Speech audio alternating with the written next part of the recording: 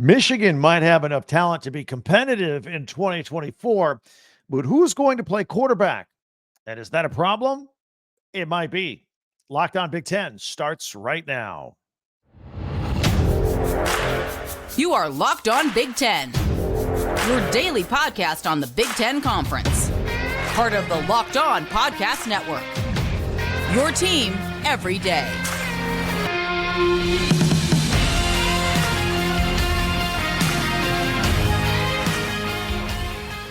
Welcome to Locked on Big Ten. I'm Craig Sheeman, coming up on 40 years as a sports talk show host and play-by-play announcer. Thank you for making us your first listen each and every day. We're free and available wherever you get your podcasts and on YouTube, part of the Locked On Podcast Network, your team every day. Well, we're going to talk about the quarterback situation with spring football going on up in Ann Arbor for Michigan. I mean, J.J. McCarthy was a luxury they don't have anymore. Plus, we're going to look at the Final Four teams, Iowa women's, Purdue men's. By the way, why is Ted Lasso following the Iowa women's basketball team? Pretty cool. And we'll have our power rankings. We'll dust off our stadium power ranking polls, see which are the best now that we have 18 teams. Where do the West Coast teams fit in now that we have spring football going on? But I want to talk about Michigan and their football quarterback situation. Could Jayden Denegal win the starting job for Michigan, or is Alex Orji going to be the guy? Or will the Wolverines, after enjoying the generational talents of J.J. McCarthy, finish spring football, scratch their heads, look around a little desperately, and then start scanning the spring transfer portal for some quarterback relief? All of these things are possible. So let's talk about what others are talking about regarding spring football with the Michigan Wolverines and get right to it. Look, we've talked about Alex Orji in the past. We saw glimpses of him in spot duty, change of pace a little bit here and there, not much, mostly as a runner, not a passer, at least not yet. And the way I see Michigan, they always have guys who can run the ball. I expect Donovan Edwards, for example, to have a tremendous year at running back, don't you? I think he's ready to go. We talked about him the other day on one of our previous podcasts here on Locked on Big Ten. We expect him to have a tremendous year. But I like a quarterback that can hit the backside shoulder of a wide receiver 12 yards downfield on the sideline on 3rd and 11 in the fourth quarter. Does that guy currently exist on the Michigan roster? I don't know if he does. Regarding that roster, we all know that 20 players from last year's undefeated national championship team are going to the NFL this month. And we know that last year's team was very deep. Not everybody graduated to the NFL, so there's some talent still behind at some key positions. And there were a lot of experienced lettermen who were backups last year. Now it's their turn, next man up, that kind of thing. Now, that's all well and good until you don't have a quarterback. J.J. McCarthy was a big-time luxury. They used him sparingly because last year they used him when they had to. They relied on that running game. So what about 2024? We mentioned Orji. What about Jayden Denegal? Let's talk about him for a minute. He's the one that people are actually talking about in Ann Arbor right now with spring football. Unlike Orji, Denegal is more of a traditional pocket quarterback. He was a 3-star quarterback out of high school, out of California. Nothing mind-blowing.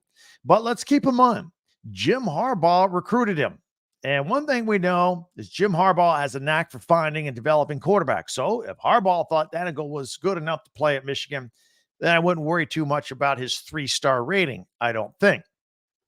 Speaking of his high school career, Denegal threw for 4,600 yards and 69 touchdowns. That was in high school. Of course, completed a little more than 69% of his passes in his final year. All that is very good.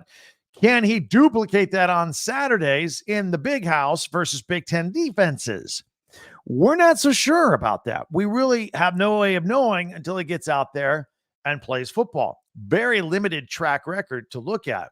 Last year, he had to maneuver around other backups like Davis Warren and Orji, Jack Tuttle, who, by the way, got an extra year of eligibility. He'll be suiting up for his 7th year of college football. He, of course, transferred to Ann Arbor a couple years ago after spending some time for Indiana.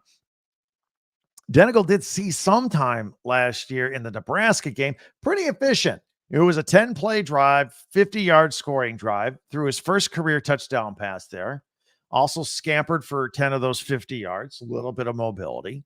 So what does new offensive coordinator Kirk Campbell think about Denegal and the quarterback situation? Well, first of all, he's talking a big game about Denegal. He thinks Denegal is the most improved player on his offense, and hands down. So, okay, that's good. He mentioned how he likes his size, and he compared him in an interview to, get this, Ben Roethlisberger. Okay, Ben Roethlisberger. That's pretty good. It's a guy who can break tackles and keep plays going.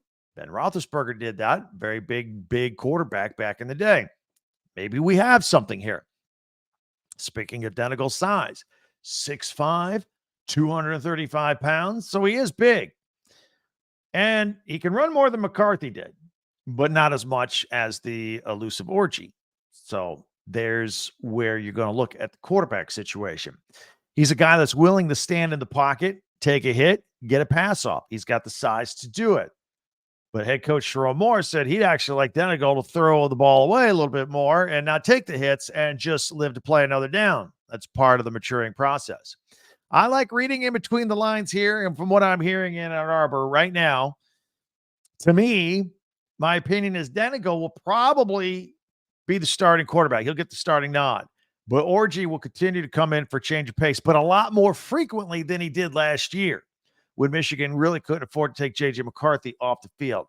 I think you'll see a lot more of both of these guys, but Denegal starts, Orji comes off. That's how I see it right now. Still plenty of spring football to go, still all summer to go, and the start of the season is still way ahead of us. That could change. We'll talk about it. But you have two leading quarterbacks that really haven't thrown much, haven't thrown for very many touchdowns, and now they're going to be in charge of a team that, they need a good quarterback, because I think this is a good football team.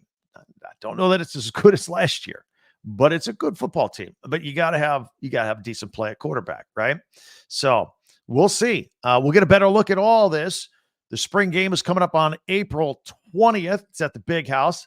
By the way, that game will be nationally televised on Fox. In fact, Fox is going to broadcast a couple of these spring games. They're going to do Michigan's game.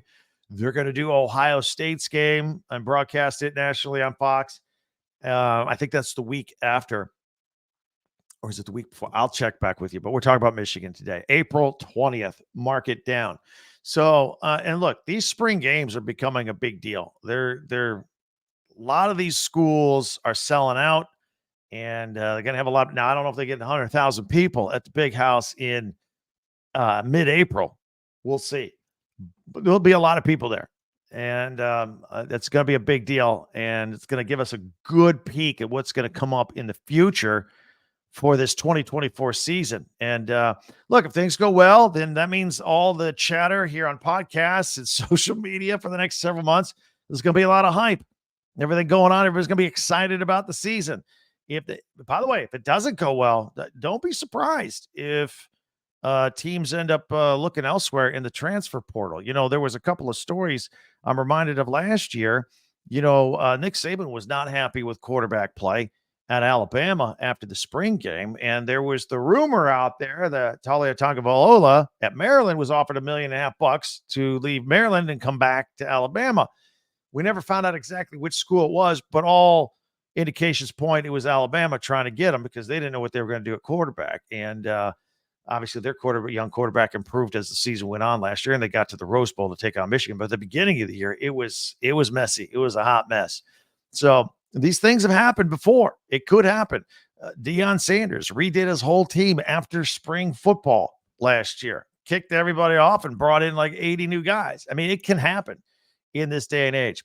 Anyway, Michigan fans would love to hear what you have to say about some of this and get your opinion on it. And we'll figure out which direction we're going to go with the Michigan quarterback situation. So hit us up. Also, If you like what you see here each and every day, we're here for you every day, Big Ten fans. Be sure to subscribe and follow Locked On Big Ten for free wherever you get your podcast. And that way you get the latest episode of this podcast as soon as it becomes available each and every day. And tell a friend about us as well, especially if they're Big Ten alum. Men's and women's Final Fours. We got a Big Ten team in each. And by the way, why is Ted Lasso hanging out with the Iowa women's basketball team? We'll find out. But we'll take a look at all. Maybe he'll travel with them or go visit them and watch them in Cleveland in the Final Four as well.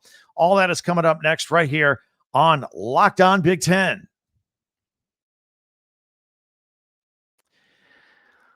Fire TV is your destination for sports, from live games to highlights to in-depth analysis. Fire TV offers amazing viewing experiences with smart TVs, as well as Fire TV stick, the Fire TV stick that you can plug right into the side of your existing TV that provides access to millions of movies and TV episodes, live TV, free TV, whether it's the opening week, the opening month of baseball, the remainder part of basketball, spring football, all that stuff is going on. You want to have Fire TV, and Fire TV recently created Fire TV channels to deliver a constant supply of the latest videos from your favorite sports brands, all for free. That includes all of us here at Locked On and most of the big pro leagues and college conferences as well. Fire TV channels let you dive into game analysis and highlights and anything you can think of that helps you keep you up to date on the latest in the world of sports.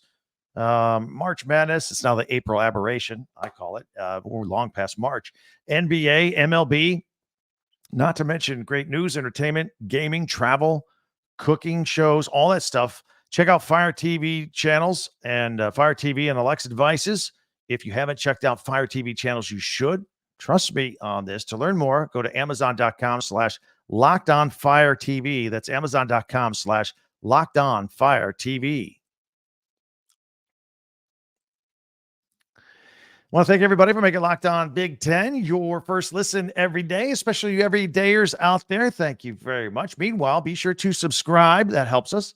Gets you in the loop. It helps you. We're right there for you every single day on YouTube.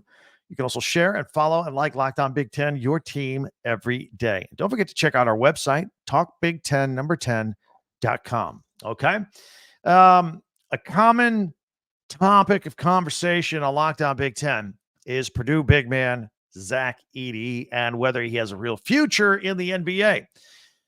He's dominated college basketball for the last 2 seasons, and yet he was told he would not be drafted last year because the NBA doesn't use big men the way they used to. And that's why Edey returned to Purdue this season, much to the chagrin of the rest of the Big Ten.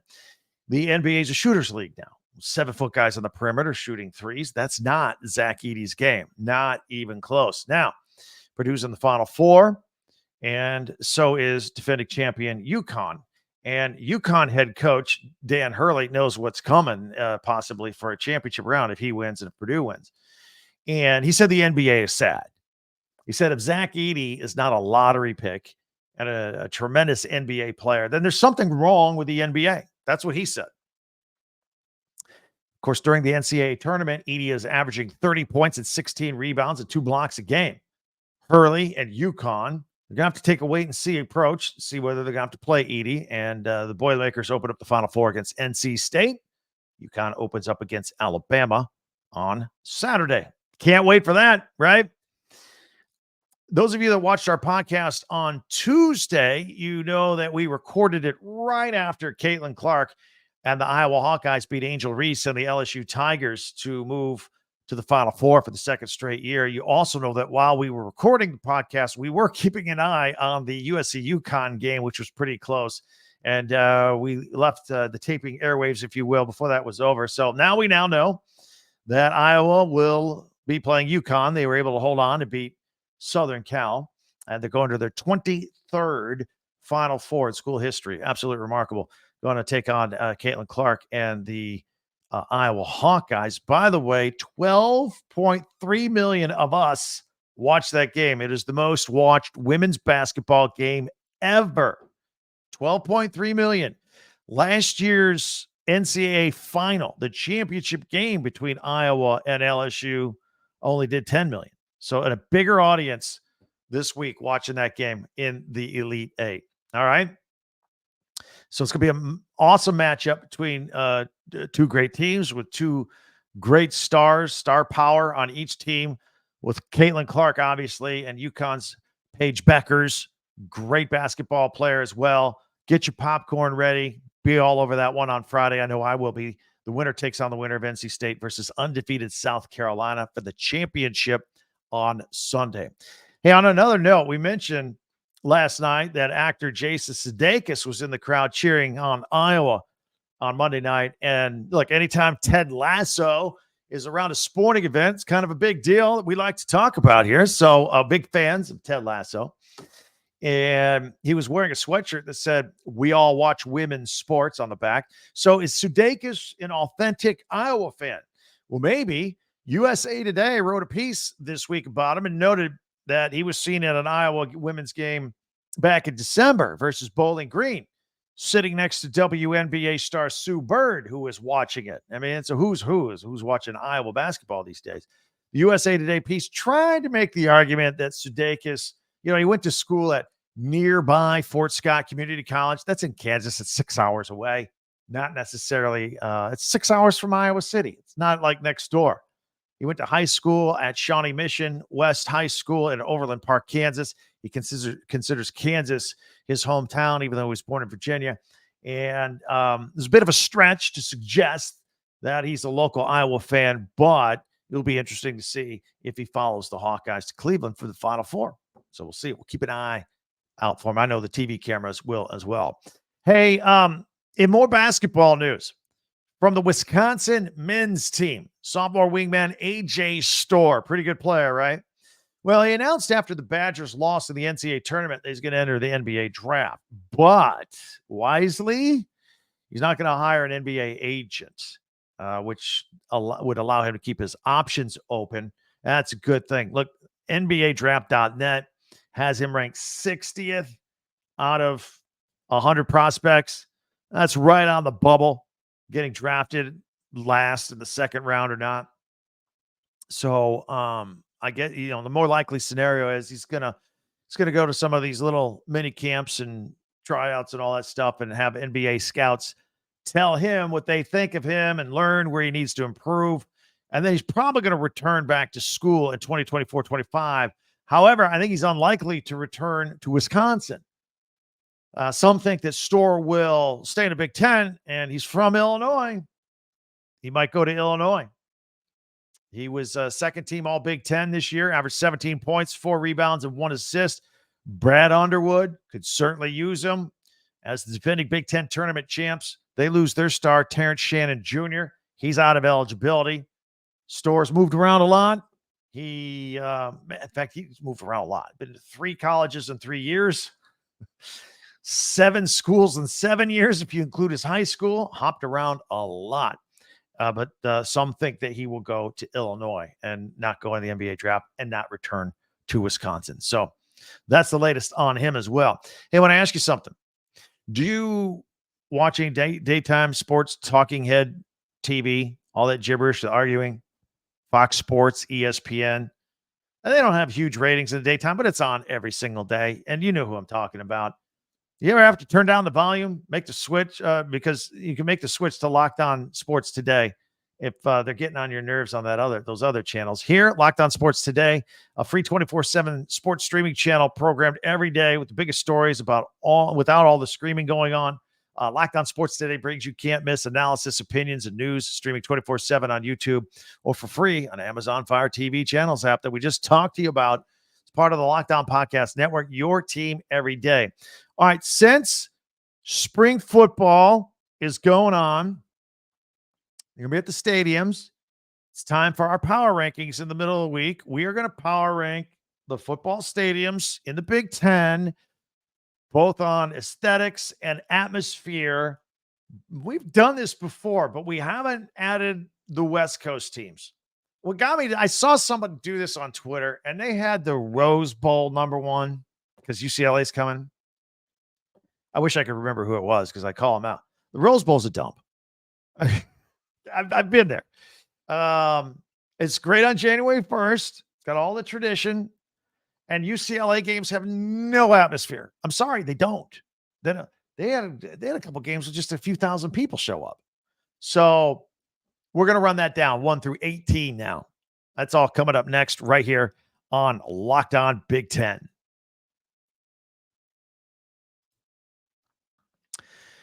The sports calendar is absolutely loaded this time of year. We've got basketball winding down. We've got the NBA playoffs around the corner, Masters. I mean, it's incredible. And you need to be all over FanDuel. FanDuel is making it more exciting to get out on the action right now because right now, new customers get $200 in bonus bets with any winning $5 bet. That's $200 that you can use to bet on the tourney, MLB, NBA, NHL, so much more. Everything's right there at your fingertips. Visit FanDuel.com/lockedon and make your first bet a big win. I got some for you. All right. All NBA stuff. Lakers tonight, Wednesday night, taking on the Wiz, 12.5-point favorites. Lakers playing well. Wizards stink. Lakers will win and cover.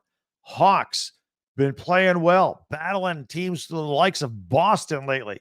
12.5-point favorites over the Pistons. Love the Hawks minus 12.5.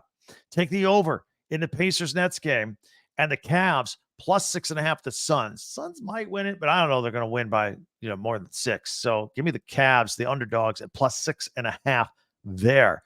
Visit FanDuel.com/lockedon and make your first bet a big win. Again, FanDuel, America's #1 sportsbook.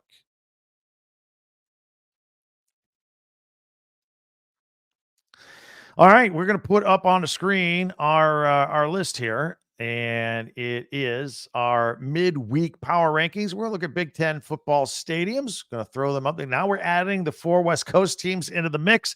Again, I told you before the break, I absolutely did not agree with the Rose Bowl being ranked number 1. That's what got me started. So I got mine just fresh right here, completely different. Totally disagree with everything else I've seen. I'm going to put it up here on the screen. And we're going to start it off with the first group of 10, if you will. And we'll go full screen on this. I'm going to put Michigan and Michigan Stadium and the Big House at number 1, just because of its massiveness and uniqueness. I could put Ohio Stadium tied for 1 right there. I think the Horseshoe looks real. I've never been to the Horseshoe. It looks really cool on TV. They closed off that open end. They did a nice job on it. They've got great atmosphere there. It's one of the most intimidating places. I could put Michigan and Ohio State 1, 2.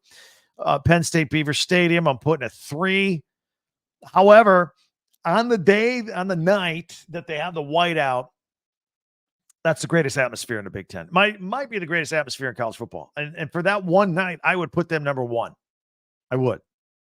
So these 3 are a lock right here. All right, now, I'll give a little love to some of the new teams from the West Coast. Oregon, Autzen Stadium. I'll put them in at number 4. That place is rocking. That's a great home field advantage there. At 5, I've got Iowa's Kinnick Stadium. When they're winning football games and that crowd's going nuts, and particularly if you get a late Saturday afternoon or Saturday night game at Kinnick Stadium, that place is intimidating. Everybody dressed in black, and it's amazing. It's an amazing play. And they still have that great tradition, waving to the Children's Hospital going into the 4th quarter. Nebraska's Memorial Stadium. Oh, forgive me, Badger fan. I skipped number 6. Wisconsin, Camp Randall. That's right. Jump around. That place is happening. That's a good vibe. I love that stadium on game day. And Nebraska's Memorial Stadium, number 7. Passionate fan base. Like around 100, almost 100,000 there. They're dying for a bowl team. They're dying for a winner there. Matt Rule, got to come through for them this year. We'll give some love to Washington's Husky Stadium at number 8. They got the overhang there over the sides, and it bounces the sound right back on you. It's a picturesque stadium. I believe it is one of 2 stadiums in Power 5 schools that you can boat to and dock and go see the games. The other one would be Tennessee, right on the river. But anyway, I'll put Michigan State and Spartan Stadium at number 9. When things are good, that place can rock. It hadn't been good for a little bit. So I got them at number 9. I've got the USC LA Memorial Coliseum in there, number 10. And I mean, it's old, it's big. I get kind of depends if they're winning football games or not. I will put UCLA in the Rose Bowl at number 11. Like the other guy, I can't remember who it was, had him at number 1. That was ridiculous. I'm not going to put him last, but they lack a lot of atmosphere there. And again, the Rose Bowl is a little run down, but it is, it's got the history in the Big Ten, and it's the granddaddy of them all on January 1st. No question. Other atmospheres and then stadiums, Rutgers, SHI Stadium. Again, Greg Schiano's doing a great job there. Minnesota's Huntington Bank Stadium on occasion can get going. PJ Fleck gets that boat rowing. That place can roll. Illinois Memorial Stadium, got them at number 14.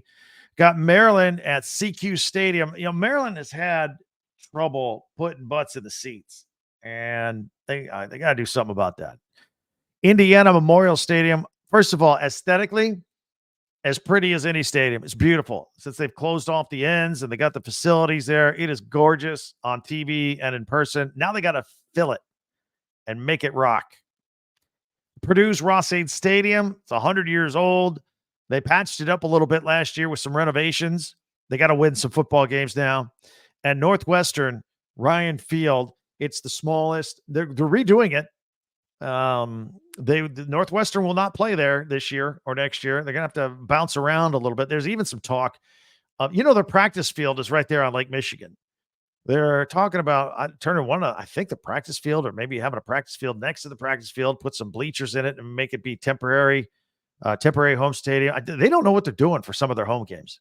But anyway, hopefully they'll get higher on this list as they get their new facilities. But that is a look at our power rankings for Big Ten football stadiums, including the 4 new teams coming in from the West Coast. So what do you think about that? Always love to hear from you. You can hit us up many ways here on Locked On Big Ten, Twitter at Talk Big Ten, number 10, and our website, talkbig10number10.com. You can also get yourself some merch, tickets, all that stuff right there. All of our podcasts, chronological order or group by team, whatever you prefer, all right there, all of our previous podcasts. And you can also hit us up with comments on YouTube as well. Speaking of the website, after you're done with this, watch another one. Follow Locked On Big Ten with another one. Check out what we did yesterday on Caitlin Clark. We bounce around, man. We cover everybody in the Big Ten. And then after you're done with us, check out our friends from Locked On that are streaming 24/7 on Locked On Sports Today. You'll enjoy that. And that bounces around from everybody. That's always good. In the meantime, we get a day closer to the Final Four for both the men and women's, and we always have an eye on spring football. Love to hear from you. Thanks for checking in with us today. Can't wait to talk to you again tomorrow. For Locked On Big Ten, I'm Craig Sheeman.